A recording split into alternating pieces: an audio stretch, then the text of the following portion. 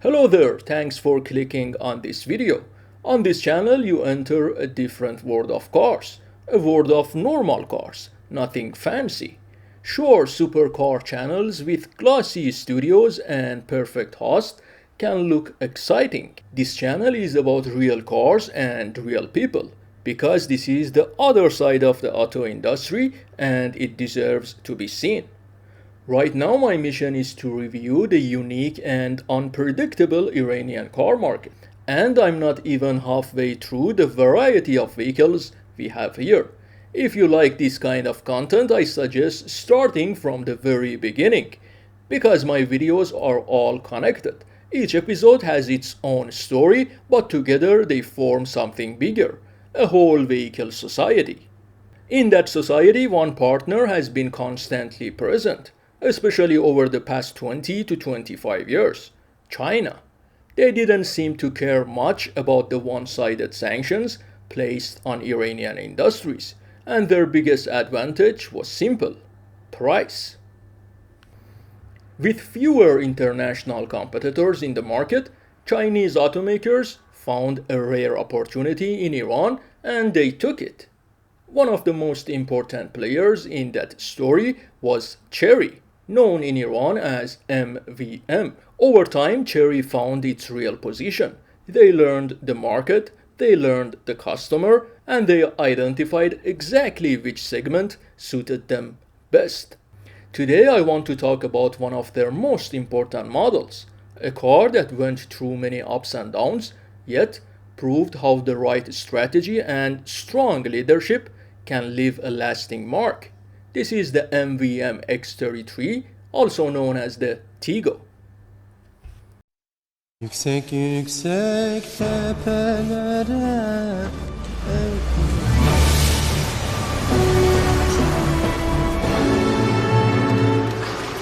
Abi hoş geldin. Hoş bulduk. İç dış itinayla. Baş üstüne. Fırça yok. Fırça yok. Çıkıs.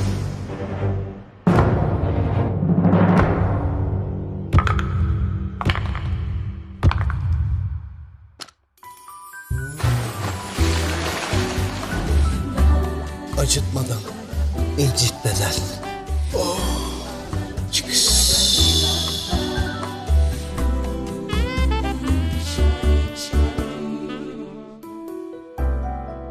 Benim adım Kazım, bu Chery bana lazım. Ateş! Maşallah de. Maşallah abi. Chery TIGGO mermerler güvencesiyle. This model was the forefather of Chery's entire SUV and crossover family. The TIGGO was first released in 2005, with its first facelift arriving in 2010. 9 years after its debut, the car went through a major transformation when Chery introduced a completely new generation. By then, the company had matured and was ready to build a full lineup of crossovers and SUVs. They kept the TIGGO name strong, which is why the next version was introduced as the TIGGO3. Then in 2020, the TIGGO3 received another facelift.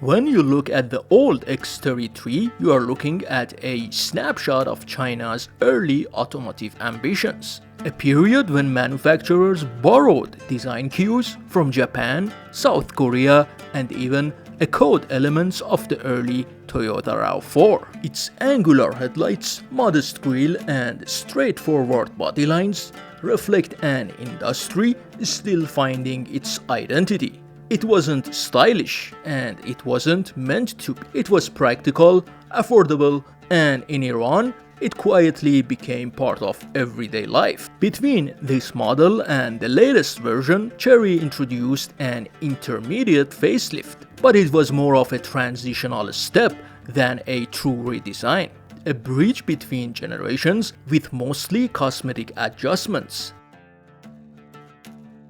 So to understand Chery's real evolution, we move past the facelift and go directly to the version that reshaped the X33's character. Here Chery demonstrates how far Chinese design philosophy has developed.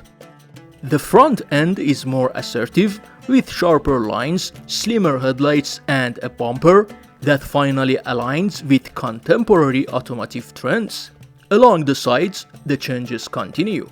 Stepboards, smoother contours, and refined wheel arches give the SUV a far more cohesive and modern profile. It no longer resembles an early 2000s vehicle.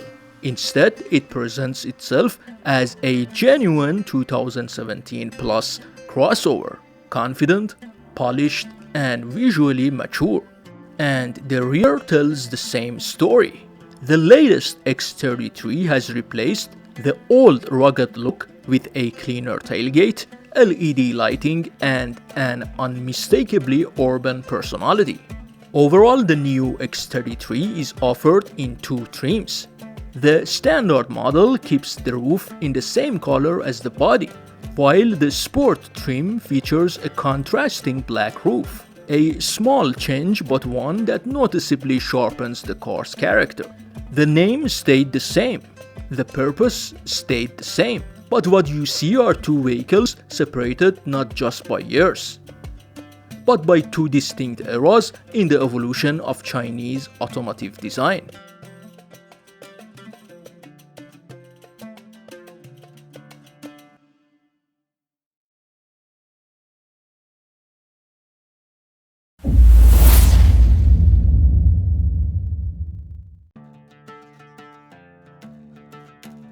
I found the car online and contacted the owner. It was a 5-year-old vehicle and they had already driven it nearly 90,000 kilometers. The dashboard of the new X33 is where you really feel Chery's shift toward a more modern design language. Everything is shaped with intention, from the layered upper section to the way the air vents stretch across the middle of the cabin. The orange trim line running along the dashboard adds a sporty touch. It doesn't feel luxurious, but it does break the monotony of black plastic and gives the car a bit of personality, something the older X33 never had. The center screen sits inside a clean rectangular frame, almost like a tablet mounted into the dash. It's simple but finally organized. The earlier versions of the X33 always felt like they were pieced together from different parts. This one looks much more unified. Down below, the climate controls sit in a separate cluster with physical buttons and rotary knobs. It's not high-tech, but it's familiar, easy to use, and doesn't distract you while driving. Overall, the entire dashboard has this horizontal flow, a straight line from one end to the other. It makes the cabin feel wider, more structured, and more modern compared to the older, more upright design of the first X33. You can tell Chery didn't try to reinvent anything here, but they did try to make the interior feel like it belongs in the same decade as its competitors. This interior wasn't exclusive to the X33. Chery used the same layout in 3 cars of that period. the following two, the TIGGO3 and this model. It's a clear sign of a company trying to define its own identity, creating a design language that customers could immediately recognize. A recognizable look that could connect their cars even if they belonged to different segments.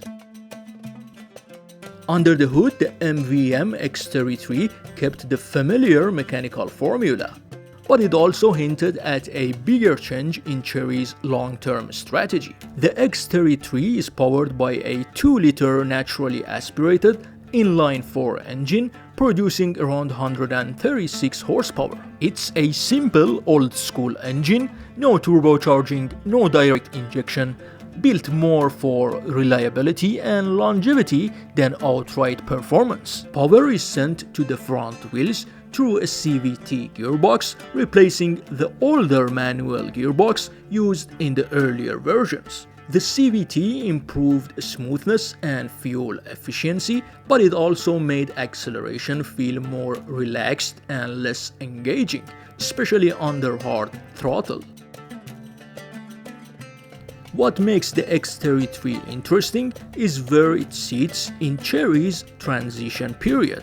Around the same time, Chery began changing its global strategy, moving away from larger naturally aspirated engines and toward smaller, lighter engines paired with turbochargers and modern transmission technology. The idea was simple: use weaker base engines, reduce weight and fuel consumption, then recover and even exceed the lost power through turbocharging, better gearboxes and electronics. This approach would later define newer models and Chery's next generation platforms. So even though Chery introduced a minor facelift to this version which was not presented in Iran, the X33 represents the end of an era, the last of Chery's larger simple engines right before the shift toward downsized, turbocharged, tech-driven powertrains.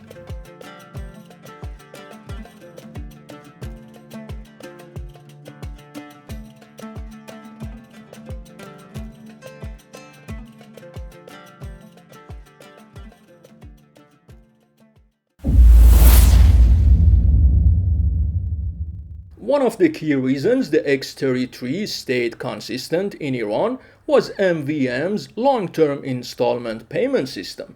It made ownership realistic for normal people, and honestly, what else could an Iranian customer ask for at that time? After-sales service mattered too.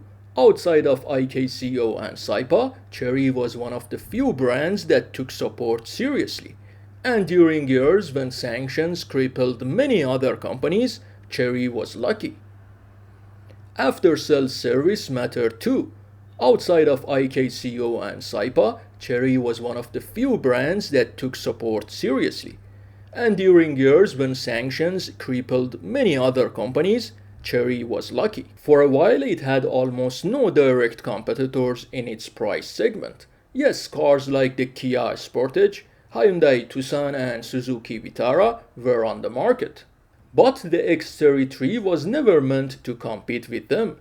Chery understood its position, and that awareness became its biggest advantage. When Chinese automakers later flooded the market with similar SUVs, many gained attention, but the X33 stayed standing among them all. Iran wasn't the only target. The X33 was also available in other markets. Russia assembled the car in two different periods, from 2006 to 2008 and again from 2008 to 2014. And Italy, alongside Iran, was one of the two countries with the longest assembly period for this model. Even though the X33 has now been replaced by newer models, it left a real mark on Iran's automotive industry. When it first entered the market, its price nearly doubled due to 100% import tax. Yet, it still allowed many Iranians to own an SUV at a much lower cost than international rivals. The X33 remained in production until around 2021. During its production years, it sold for about $20,000 in Iran, while in China it was closer to $13,000. Today, early models are worth around $5,000, while newer ones from around 2020 sell between $10,000 and $12,000. Alright guys, thanks for staying with me. Please hit the subscribe button, share this video if you enjoyed it. I'll see you soon.